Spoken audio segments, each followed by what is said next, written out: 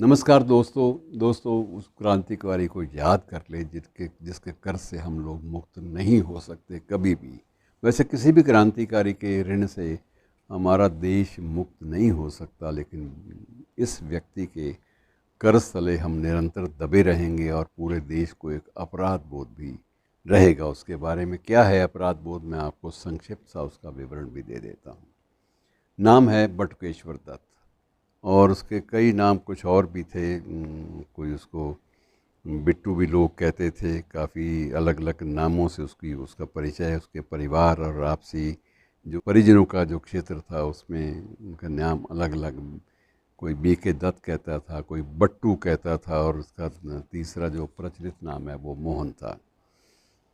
और मुलाकात हो गई चंद्रशेखर आज़ाद से, और चंद्रशेखर आज़ाद से मुलाकात का मतलब था कि बंदा गया, सामान्य ज़िंदगी से तो गया, समर्पित हो गया देश के लिए। बीके दत्त मूल रूप से माना ये जाता है कि वैसे तो बंगाली थे, लेकिन जन्म जो है वो उत्तर प्रदेश के एक क्षेत्र में हुआ था, और हाई स्कूल की पढ़ाई के लिए वो उन्हें कानपुर में जाना पड़ा।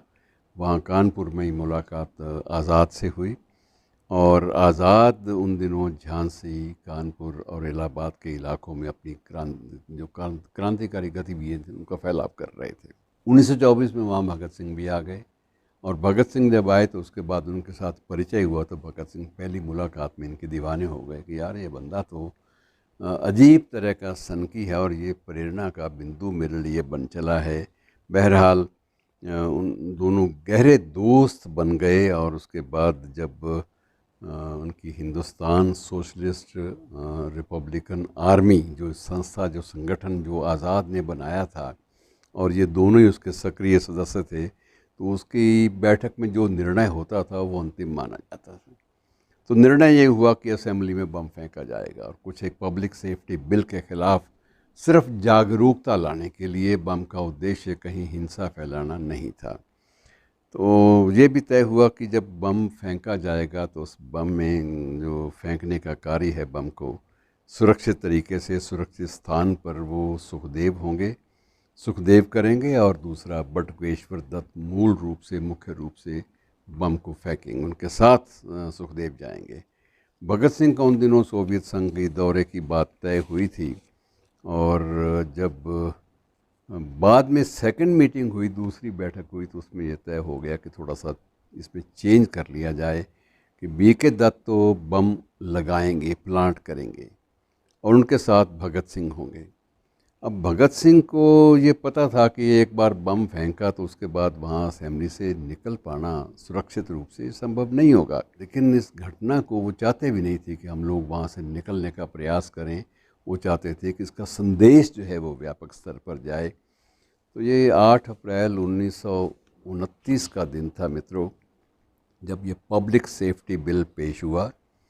बटुकेश्वर दत्त धीरे धीरे सरकते हुए किसी भी तरह से भगत सिंह के साथ 2 बम अपनी जेबों में डाल के छिपाकर असेंबली में अंदर प्रवेश करने में सफल हो गए।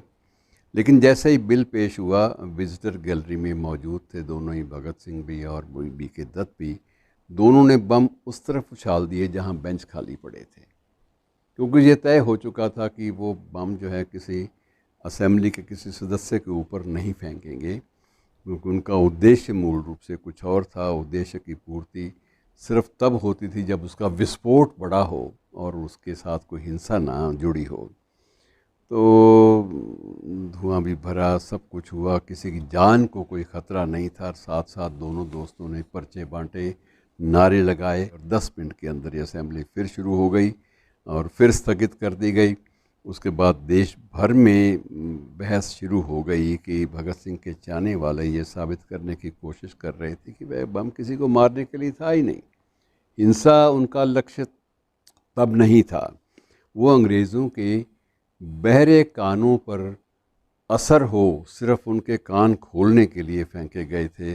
और वहाँ जो अंग्रेज़ परस्त थे, जो उनके भक्त थे, वो ये मानते थे कि ये तो बम बेशक शक्तिशाली नहीं थे, लेकिन का बुरा प्रभाव कहीं भी पड़ सकता था। और ऐसे बटुकेश्वर दत्त की ज़िंदगी में एक लम्हा वो भी आया कि जब ये भगत सिंह और उनको फांसी मिली, राजगुरु सुखदेव को, तब बीके दत्त झल्ला कर हर जगह बोले थे कि मुझे फांसी क्यों नहीं दी गई, मेरे साथ अन्याय हुआ है, काम तो सारे मैंने किए, फांसी की सज़ा उनको दे दी गई और मुझे काले पानी फेंक दिया गया, ये क्या बात हुई। और वो चाहते थे कि साथ ही शहादत हो, क्योंकि ये भावनात्मक रूप से भगत सिंह के साथ जुड़ गए थे और उनकी माँ और उनकी बहनें भी इनके साथ एक सगे भाइयों से भी ज़्यादा जुड़ गई थी भावनात्मक तरीके से। और उसके बाद जो कुछ हुआ मित्रों, वो बहुत दुखद था। स्वाधीन भारत में बीके दत्त को जो गरीबी का जीवन काटना पड़ा, वो वाकई बड़ा खेदजनक पूरे देश के लिए था। उन्होंने एक किसी अपने छोटे सी लाइसेंस के लिए अप्लाई किया और वो अप्लाई किया तो इसी आधार पर कि वो स्वाधीनता सेनानी भी रहे हैं, और पटना के कमिश्नर ने ये कह के ये रद्द कर दिया कि आपके पास तो स्वाधीनता सेनानी होने का प्रमाण पत्र नहीं है, जब तक वो लाएंगे नहीं हम कुछ नहीं करेंगे। रद्द हो गई, लेकिन उसके बाद उनकी स्थिति जो है वो बड़ी दुखद हो गई, पीड़ादायी हुई, और उनको स्वयं भी बहुत एक पीड़ादायी लम्हों से गुजरना पड़ा। तब तत्कालीन राष्ट्रपति डॉक्टर राजेंद्र प्रसाद ने पत्र लिखकर इनसे माफ़ी मांगी, क्षमा याचना की कि पूरा देश जिस शख्स का ऋणी है उसके साथ ये सलूक किया गया, ये दुर्व्यवहार किया गया, और उसके बाद बहुत दुखद अध्याय उनकी ज़िंदगी में गुजरे। कभी ब्रेड बेचनी पड़ी, डबल रोटी बेचनी पड़ी, कभी कुछ छोटे मोटे काम करने पड़े, और आखिर गरीबी के बोझ तले दबे दबे ही लंबी बीमारी से जूझते रहे। और इसी जुलाई के तीसरे सप्ताह में दिल्ली के एम्स में ही उनकी मृत्यु हुई। और उनकी एक अंतिम इच्छा थी कि मुझे कम से कम मेरा अंतिम संस्कार उसी जगह पे हो जहाँ भगत सिंह और उनकी माँ की जो स्मारक स्मृतियाँ बनी हुई हैं। उनकी अंतिम इच्छाओं का पालन करते हुए, सम्मान करते हुए उनकी समाधि भी हुसैनी वाला पे उसी स्थान पर बनाई गई जहाँ पहले से माता विद्यावती, जिन्हें पूरा पंजाब उन दिनों पंजाब माता के नाम से जानता था, जहाँ उनकी समाधि थी, उनकी बगल में एक तरफ भगत सिंह की और एक तरफ बीके दत्त की थी। तो ये एक अजीब तरह के लोग थे जिनको शिकायत इस बात की थी कि उन्हें फांसी क्यों नहीं मिली। तो मित्रों, ऐसे महान शख्सियतों को नमन करना ये हमारे लिए बहुत ज़रूरी है। धन्यवाद।